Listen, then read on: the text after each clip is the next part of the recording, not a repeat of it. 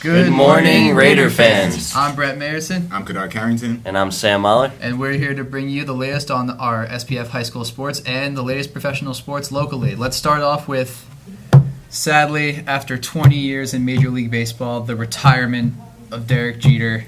That's right. He played his final game this past week. He had his final home game in Baltimore on Wednesday. Just one of the greatest baseball players, and of course in the modern era and of all time. As Jersey representatives, big Yankee fans, my family, me especially, I loved watching Jeter as a kid. I grew up with him. One of my all-time favorite players. What'd you guys think about Jeter? Well, I mean, I'm just like, it's like a bittersweet moment. You know, I know that, you know, he's happy to retire and, you know, he wants to move on from the game, but at the same time, you know, there's so many people that are fans of him. And I mean, like, he was an honest guy, you know. He never really got into any trouble. Great off the field. Yeah, he was a great off the field guy. So, I mean, I think that's what, like, impresses me the most about him. What about you? What impressed me the most about Jeter is that there's not that many fans in baseball that really don't like Derek Jeter. I mean, even you saw one of their last series in Boston. The Red Sox, like, they planned the standing ovation. There was a Derek Jeter chant in Boston, and you will not really see that every day because he used to kill the Red Sox. Well, what was your favorite Jeter moment? Favorite Jeter moment was, I got two actually. Watching his 3,000th hit as a home run on TV, being only the second person to ever do that, by the way. Only Wade Boggs, who was also a Yankee and a Tampa Bay Ray, was the only other one to do that. And when he passed Honus Wagner on the all-time hits list, because I was actually at that game. Yeah, that's pretty. That must have been pretty wild. That was actually pretty wild. The stadium got really loud, and then I don't really think there's any question on whether he should be in the Hall of Fame or not, because like he's sixth on the all-time hits list, number one on the Yankees all-time hits list. Yeah, of course. In such a storied career. All right, for the NFL this week, Jets lost yet another game. Geno Smith threw another interception. He has not gone a single game this year without throwing an interception. Yeah. Is anyone surprised? I'm not surprised. No. I mean, what do you expect? He doesn't have enough weapons. I mean, he's got to go to the offensive line. He stays in the pocket for a decent amount of time, but his receivers can't get open, and eventually he's going to have to throw the ball, and they just don't have enough people out there that are going to catch it. And unfortunately, the other teams, they got better receivers as cornerbacks than the Jets on offense. Yeah. And let's actually not forget this. The Lions defeated the Jets this past week without even throwing a ton of passes to Megatron Calvin Johnson. That's right. I mean, that's kind of sad if you think about that. Usually the Lions are prided on their offense with Stafford and Calvin, but they actually have the number one overall defense. They're getting it done. That nasty defensive line, Ndamukong Suh, Nick Fairley, Ziggy Ansah. I mean, if I was a quarterback, I'd be pretty scared. I'd be scared too, man. It's really crazy. Yeah, I think I'd be scared if I was playing quarterback against Ndamukong Suh, because that guy's a beast. Yeah, he's a monster. I don't want to be playing football against him. The Giants this week got probably one of their biggest wins of the season, moving their record to 2-2. They are now 500, defeating the Washington Redskins 45-14. Larry Donnell, Giants tight end, who came out of absolutely nowhere, scored 3 touchdowns in the first half. Eli threw those 3, and then he rushed for 1 by himself. I got Larry Donnell on my fantasy team, and it's safe to say I was pretty happy about how he dominated. I still lost and I played him. I still lost. That's just rough. That's fantasy football for you. But yeah, that was a huge division win for the Giants. They play this weekend against the Atlanta Falcons, and the Atlanta Falcons. Let's get a prediction for that. The Atlanta Falcons really, their defense has been solid, and they have a very good passing defense, but they really are not that good at defending the run. They're not really that great of a road team. That's right. They don't have a very strong running game. I think the Giants, they're on a mission. I think usually I'm not a big Giant fan. I usually hate them. But, I mean, the numbers never lie, and the Giants, they look pretty good. I got the Giants beating the Falcons this week, actually. Yeah, I got the Giants beating the Falcons, too, because, I mean, Matt Ryan, even though he's thrown 10 touchdown passes this year and over 280 yards in all but one game, but on the road last week, he didn't do much against Minnesota. who was without their starting quarterback and rookie Teddy Bridgewater was in, the amount of points that their defense gave up to Teddy Bridgewater, who had a lot of yards rushing. Yeah. And giving up all those rushing yards to Vikings running backs who were not Adrian Peterson. That's right. I think Rashad Jennings is going to have a big game. Yeah, Rashad Jennings and Andre Williams should definitely be in the game. Yeah, they're a going to lot. take advantage of that. So I think the Giants are definitely going to take this one home. What do you think, Kedar? I definitely think the Giants are going to take this one. I mean, the Atlanta Falcons are really struggling. I mean, they're 2-2, but I think the Giants, like Sam said, they're on a mission, and I definitely think they're going to be able to pull off this win. And Sam, you got the Giants in this one too? I do. All right. So moving on from football, we'll go to baseball now. The ALDS and the NLDS series start this week. Tigers, Orioles, ALDS. Who do you have win that series? I got the Tigers. That pitching rotation is straight filth. Max Scherzer, Justin Verlander, David Price, last 3 AL Cy Young winners. Pair that up with Rick Porcello, who actually had double-digit wins, and that's fearsome. That's 4 wins right there. That's all you need. Yeah. What about you, Kedar? Yeah, I definitely have the Tigers. I'm sorry, that pitching rotation. I mean, you just can't get any better than that. I mean, not even to Miguel Cabrera. I mean, exactly. Triple crown. Jeez. You can never doubt Miguel Cabrera. Yeah, right. I'm going to take the Tigers too, even though the Orioles were playing fantastic baseball this year and have a very underrated pitching rotation and strong bats. The Tigers, you really can never doubt Detroit. It's even though Verlander didn't have a great regular season, he's always a very good postseason pitcher. Right. Mm-hmm. I mean, I just think that the Tigers are going to go pretty far. And the other ALDS series will be the Royals and forgot who that was this week. The Royals against the Angels. Yeah, Royals Angels. Yes, thank you, Sam. Royals Angels, young phenoms on that team. Royals, Mike Trout. From New Jersey too. So. Yeah, Jersey boy. Royals on a mission to prove that their playoff drought is not going to last much longer. Who do you guys got in this series? I got the Royals actually. I got the Cinderella story Royals. I think they're at the back end of their bullpen is really what's gotten them to this point. Greg Holland, Wade Davis, that 8-9 setup. They just lock down games. If they got a win going into the 9th inning, you can count on Greg Holland to seal it. I think they're gonna cool down the bats of Mike Trout and Albert Pujols, and I think they're gonna move on. And what about you, Kedar? I actually picked the Royals also, but I do credit Kansas City Royals, their home crowd. I mean, that's right. If your crowd can really get you into the game, then I feel like you'll definitely be able to pull out some wins. Yeah, I'm actually going to take the Royals in this series too, only because, I mean, when was the last time you ever saw Kansas City on this big of a run? Like the George Brett days. Like that was forever ago, and I think that they're trying to prove that they should not be underestimated as much as they are. They're a talented baseball team, and I think they're going to take this one.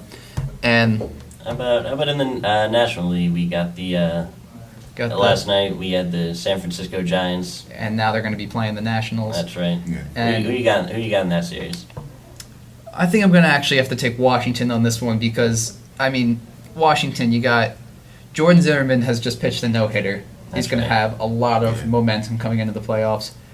Steven Strasburg, phenom. Yeah, you can't go wrong with him. Bryce Harper was in the major leagues at age 19, and he's still one of the best young players in baseball. So I think that their young team is really going to go far this year. What about you? I'm actually liking the Giants in this one. I think they do have a solid pitching rotation, and again, that home crowd. I mean, I really think once you get these home games and you get these home wins, that it'll really propel you to the next round. So. Yeah, gotta go with the Nationals. I think they got one of the best rotations in the league. Gio Gonzalez, Jordan Zimmerman, Steven Strasburg, just phenomenal rotation, and pitching wins championships. I gotta give the edge to the Nationals. Yeah, we'll talk about the Dodgers series now, our last final baseball series. The Dodgers. Anyone else remember? Cardinals. Yeah, the Cardinals. Dodgers-Cardinals, sorry. Dodgers-Cardinals. Cardinals have always made the playoffs ever since they won the World Series. However, Albert Pujols is still no longer a Cardinal. I'm going to take the Dodgers in this one because they have such a high-powered offense with Yasiel Puig, Adrian Gonzalez. Yeah, they look good. And they're looking great. This is going to be a really... I'm excited for Game 1. You got the two best pitchers probably in the world. Adam Wainwright going for the Cardinals against Clayton Kershaw. For the Dodgers. So Kershaw carrying my fantasy baseball team. Fortunately, wasn't enough to win the Fantasy championship. baseball. But I got to give the edge to the Dodgers. Clayton Kershaw is just a man among boys. The guy can straight up pitch. He's gonna lead the Dodgers to the next round. He definitely is. What do you think, Kedar? LA. I mean, that offense is stacked. I don't know where you get so many great players on the same team. I mean, Money. Yeah. Money. That's money. That's what That's it is. money, folks. LA got money. Yeah, I mean, yeah, they're gonna win. They're gonna win. Yeah, I think that with Clayton Kershaw, I mean, the $1 million pitcher, this guy is worthy of every penny they gave him in this big contract. Yeah, most definitely. And I just think the Dodgers they're not gonna miss a beat in this series. Yeah, they're gonna wipe the floor. With Yep, them. they're gonna wipe the floor with them. And now we'll go to high school sports. This past week at Basking Ridge, Scotch Plains defeated Ridge 51-48 to move themselves to 2-1. They play North Hunterdon today at North Hunterdon at 7 p.m., who is also 2-1.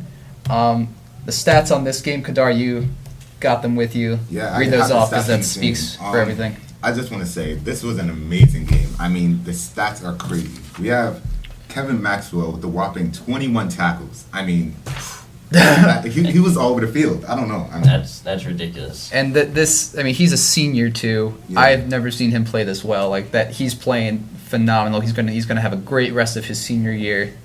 Great fullback. 90 plus tackles Great last linebacker. year. Yeah. On pace to break that by miles yeah, this year. he definitely will break that. We have also Andrew Chicorino. He had 12 tackles. Merlin Edmond had 2. Jordan Jones had 2, and Giancarlo LaRusso had 4. And to follow it up, Eric Manfred also had 2. The offensive stats. I'm amazed by the offensive stats. I mean, that rushing game, That's what won us the game that was right there. amazing, yeah. All right, One before of the best Kedar, rushing performances ever. before Kedar goes on here, just so we're clear, 3 players on Scotch Plains rushed for over 100 yards and multiple touchdowns. You can read those yards off there because those stats are ridiculous. Well, we have the starting quarterback, Markel Taylor, with 10 attempts for 123 yards and 2 touchdowns. That's amazing. Amendo Thomas, 12 attempts, 188 yards and 3 touchdowns. But then we get to Kobe White. 13 rushing attempts for 208 yards and 3 touchdowns. I mean, Unbelievable. What a performance. Yeah, It doesn't get better than that. It doesn't. I think that, plus today at North Hunterdon, who's got the same record as us, should be pretty evenly matched. So if those 3 guys can do as well as they did against Ridge, and Ridge was a state champion last year. They were. And they completely underestimated us this game. And, I mean, I think if we seriously, I don't know. can run the ball half as well as we did against Ridge, you got to give us a shot against North Hunterdon. if we can run the ball like this the rest of the season, we're going to have We're a very probably good gonna football year. have one of our best football years in recent memory if we keep playing like we are. Yeah, I would definitely like to see that. I mean, like, Ridge, they were the Group 5 state championship, which, if I might add, that is one of the hardest to win in high school for New Jersey. And, I mean, they had a really solid team, but we were just, we had a high-powered offense, and we were really able to get the better of them. So I'm impressed with the guys. I think the team chemistry is really what did it. At any given moment, we could have just laid over and died. We scored a 60-yard touchdown, then they came right back and scored another one on us. But I think the leadership, not only by the seniors, just by everyone on the team, as I said actually in the last podcast, I think chemistry is what's going to bring us really close to a state championship, and I think that showed through against Ridge, and I think it's going to show through a lot this year. Yeah, I think it is too. So, again, if you are able to go to North Hunterdon today to watch our Raiders play, you can go watch that. It's a hike, but it's a hike, but it might be worth it because same record. It could probably be a shootout. And predictions for this game, you guys think that we're going to definitely beat North Hunterdon if we rush like this, right? I think, that's what we've done all year. That's what our big strength is, and I don't see how North Hunterdon stands a shot. Yeah, I mean, it's like a 3-headed monster attack with Markel, Amendo, and Kobe. I mean, I don't see it going any other way. We rush the ball, get solid yards and get touchdowns. I mean, obviously we're going to win, so. Yeah. That's right. And now we got our Raider Nation updates with our boy Sam Mahler over here. Sam, what do you have for us today? Today is actually a really big day. We've got boys soccer home against Union. Go to that if you can, people. That's right. We opened the season off against Union with a 4-0 victory. County rivals, there's blood is going to be spilled today. These two teams, they do not like each other. Our crowd, they're going to be rowdy. They're going to be giving Union an earful. Yeah. I encourage everyone to get out there. Coach Brez issued a statement to his players. He's like, get people to these games. Like, this is the time of the year where we need wins. So, Coach Brez, you got to do it for him. Yeah. Yeah. And for those of you who don't know, next Thursday at 4 p.m. here at Scotch-Lake High School, we are going to be hosting Westfield, playing Westfield for the second time this year. Let's discuss a little bit of this because we beat Westfield in double overtime. What do you think this rest of the way is going to be for us for Westfield? Because we know that we are now capable of beating them and delivering a blow like that. So the Scotch Plains Westfield games are as tight as they go. This is going to be no different. It's going to be on our home turf. We're going to be looking to shut out Westfield. We don't want them coming into our territory, shutting us up. It's going to be loud, it's going to be wild, and we're going to show Westfield what we're made of. Yeah. Yeah. Considering how the game went last year, it was unfortunate. We lost the game against Westfield on our home turf, and I think the Raiders are definitely looking to avenge that. So I got to give it to the Raiders. It's going to be a really good game. I'm going to be there. You're going to be there. You're going to be there. That's right. The whole school's going to be there. That's right. Yeah. Just one last important announcement for anyone who ordered Raider Nation clothes. The deadline was today, so those clothes are going to be in probably within the next 1 to 2 weeks. I know we're all excited for our Raider gear this year. Wear it proudly, wear it all the time. It looks good, guys. Yeah. You're going to love it. Don't forget to wash it, though. Yeah, don't forget to wash it. Yeah. All right, and my prediction for this Westfield game, I think we're definitely going to win this one because, last year, losing in double overtime at home really hurt us bad, but all those seniors who killed us against Westfield last year, like those senior players on Westfield who were just fantastic soccer players, they're all graduated. Westfield still has a pretty good squad.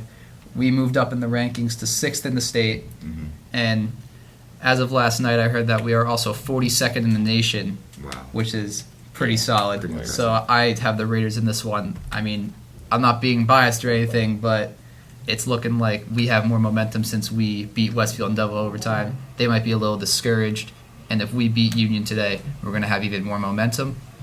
So right. I think that we're going to beat them in this one. All right. We'll be right back with special guest, high school varsity running back, Kobe White. All right, I'm Josh Whitman here with Technique of the Month. This month I have Zach Lipschitz. He's going to demonstrate how to shoot and make a penalty kick. Zach? Take 3 steps back, 3 steps to the left. Look at the goalie, take a deep breath, and from there it's all nice and easy. Put the ball in the back of the net. All right, show us.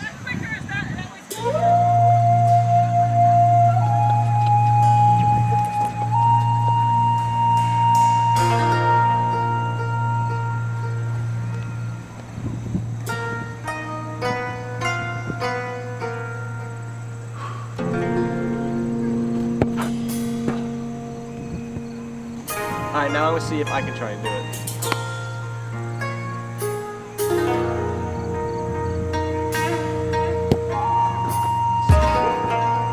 Alright, welcome back to Raiders Sports Radio with Brett Mayerson and Kedar Carrington, and we are welcoming in our special guest today, Kobe White, our high school varsity running back. How are you? I'm good. How you guys doing? Good. We're doing. Alright, so we have a few questions for you. What are your personal and team goals for this season? My personal goal this year is to get 1,000 yards, and as a team goal to win the state championship and get to the playoffs. Obviously, right? Yes. So what's your typical game day routine? Typical game day routine. Well, first I'll go to the end zone, get on my knee, and I say a prayer, and then I just get the team pumped up to get ready. Sounds good. Yeah. Do you have any pregame superstitions? Do you have something like that's your lucky thing, something like that? My lucky thing. I wear 3 shirts underneath my jersey for good luck. That's your pregame 3 superstition? shirts. Yeah, I wear 3 shirts. 3 shirts. I wear wow. 3 now, shirts. 3 you want to rush for shirts. 208 yards, wear 3 shirts. So, speaking of 208 yards, was Ridge actually the best offensive game you ever played? Yes, that was probably the best offensive game I ever played. It was, yeah. I mean, it was an amazing thing to watch. Thank you. Yeah, thank we were you. watching the replay. That was Thank pretty you. sick. Thank you. What made our offense click that game? Because we've never really seen our offense be like that explosive. Well, the coaches had to talk with us on Monday, and it definitely got into us because we definitely felt some type of way how like people like viewed the football team. Mhm. So everybody just got together, we got our heads in, and we just clicked. Okay. Mhm. Well, so who's your favorite NFL team? My favorite NFL team is the Dallas Cowboys. Oh, Dallas Cowboys. Giants fan here. Go Navy Blue. Okay. all right. And who is your favorite NFL player? I got two, LaShawn McCoy and Adrian Peterson. Why them? Why them? LaShawn McCoy is a shifty bag, and Adrian Peterson, he just run people over. That's my style. That's my style. So, you looking to play college football, and if so, where? Right now, I don't know yet, but number one on my mind is Delaware. Delaware. Yeah, they came to the school and they got interested in me, so no offers yet. I mean, you hear it here first. He's D1 bound, guys. So Yeah. look out for him. All right. Well, that about wraps up the interview, but we have one more question for you. Can you please sign the wall up there? sign the wall. No problem. Cool.